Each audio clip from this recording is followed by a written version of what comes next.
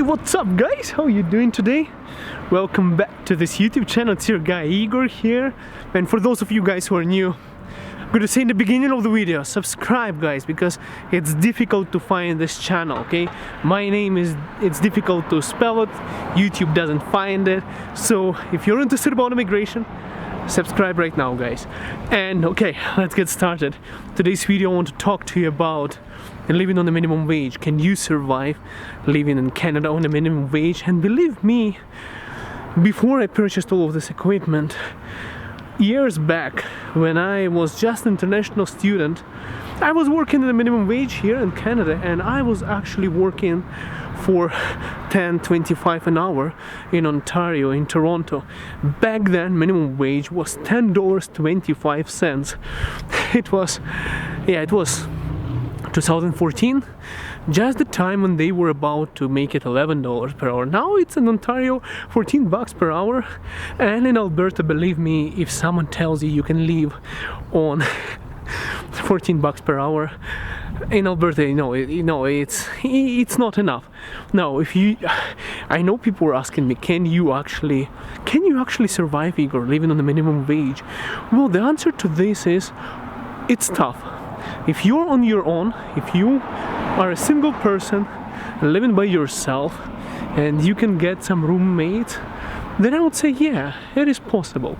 But at the same time, if you are with the family, you have a spouse and you're the only person working, you're the only person with the income in the family, and if you have kids, it's even worse.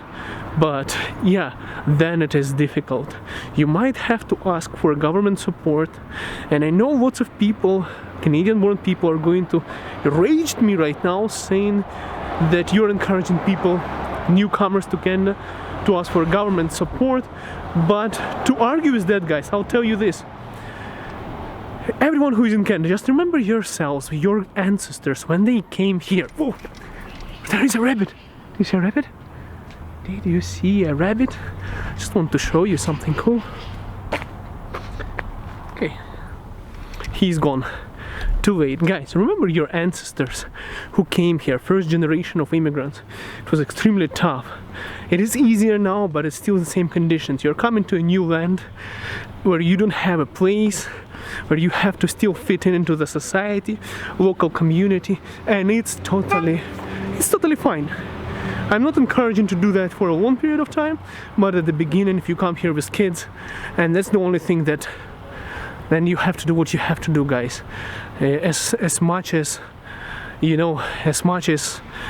people don't like it, it might be a thing, because government actually provides some payout for if you have children. So I know in Ontario it's something about $600 per child. It's not much, but if you have to be on your own income, it's going to be very difficult, tough. Also, childcare is expensive. Now, the benefit of one person working is that the other person can take care of the kids, take care of the children, and that's kind of the benefit of this. Because my friend from Ukraine, he had to pay $1,000 a month for childcare, which means that basically he could stay at home if he wanted to. Someone screaming there. What I'm trying to say is, this family is going to be tough, but if you're like me, when I just graduated, it's possible. You don't need any government support, you don't need any help. It is possible. You won't be able to buy one of those fancy Jeep cars, Wrangler or anything. You'd have to use a Metro pass, bus pass for transit, because it's more affordable. It's really expensive in Canada to have a car. I mean, the insurance for this car, full coverage, can be $300 if you're new to Canada. If you're under 24 years old, it can be $600 in Ontario. It's a month, not a year, a month. And it is too expensive when a bus pass is like, let's say, prices keep on changing, probably about $150 right now, and it is affordable. So if you're on your own, making, let's say, 14, no one is actually making $14 per hour. There are McDonald's jobs that are probably paying $14. They probably pay $15 per hour. So most likely you're going to be making more than minimum wage. But if you do happen to make a minimum wage, then you would have to probably by yourself to save up some money. If you are working for that, you don't expect to save anything, okay? But if you are working like that on the minimum wage, the only way to save up is to have roommates. So for example, if you're staying in a house like one of those, you don't rent it by yourself because you won't be able to pay for it. You would get a basement, for example, basement suite. That would be like, let's say, $900 a month. Let's take not the cheapest one but more expensive one, $900, $1,000. And if you have 3 people living there, you can split it between each other. So it's going to be rent is going to be $300 instead, just approximately like $350 maybe. Then it is affordable. Now you can start saving. So if you are living on the minimum wage, you can live pretty decently. I was paying rent for a room. I was paying $550, which was kind of expensive, and it was still okay. I was able to pay my bills. I was able to go to pubs with need to, you know, when I wanted to, and with my friends to hang out. Yeah, I was able to do all of that. Couldn't do it too much. Alcohol was expensive in Canada. To have fun, I still had to save up money. But to be honest, guys, I was working for the minimum wage, renting the room. I was eating like an elephant. I never saved money on food. I was having protein shakes. I was having decent food, and I didn't spend too much money on phones or, you know, apparel, clothes, but outfits. But yeah, as an individual being by yourself, you can survive on a minimum wage. It's going to be slightly tough. For me right now, with the lifestyle that I'm used to, the amount of money that I'm spending, it will be extremely tough right now to live on a minimum wage, because I got spoiled, you know, living in this beautiful country. You get spoiled so easily. By the way, guys, if you have not been following this channel, this is a Ukrainian church right here. See, it actually says in Ukrainian and in English. Beautiful country, lots of communities. Now, let me tell you a little bit about prices. So, food, let's say for a family with 2 kids, probably about $200 a week. If you're by yourself, you can go down to $50 a week. If you are really on a budget, like really paisa-vasul personality type, like me, Ukrainians are cheap. I'm proud to be cheap. You can spend $50 an hour for food. An hour. I'm talking about extreme wages here. $50 per hour is a good job. I don't know, doctors get it. $50 a week. You can survive on that. And if you are spending a lot of money like I do for food, let's say $100 should be more than enough by yourself. So by yourself, anywhere from 50, sometimes less. I know people who did for less, but I'm not going to encourage that, eating garbage food. You know, alright, there's so many, going to be so much of hate right now towards me. There are food banks, okay? If you're totally out of food and you cannot afford it, you can go to a food bank. It's another option, but don't abuse the system, guys. You know, the system is here to help you, but I discourage anyone abusing the system. But it's an option. Okay, if you're totally starving and you can't afford food, there are food banks that provide food, and you'll be able to get it there. Alright guys, let's make this video a little bit shorter. I'll tell you this, that, you know, I survived on $10.25 an hour when I lived in Ontario. I had to shop in no frills. I had to shop when everything was in discount. It was not enough money, but I managed to save up enough money to buy myself tickets to go to Alberta. So I literally moved here because I saved enough money to buy the air tickets. If you're living on a minimum wage, forget about visiting your own country.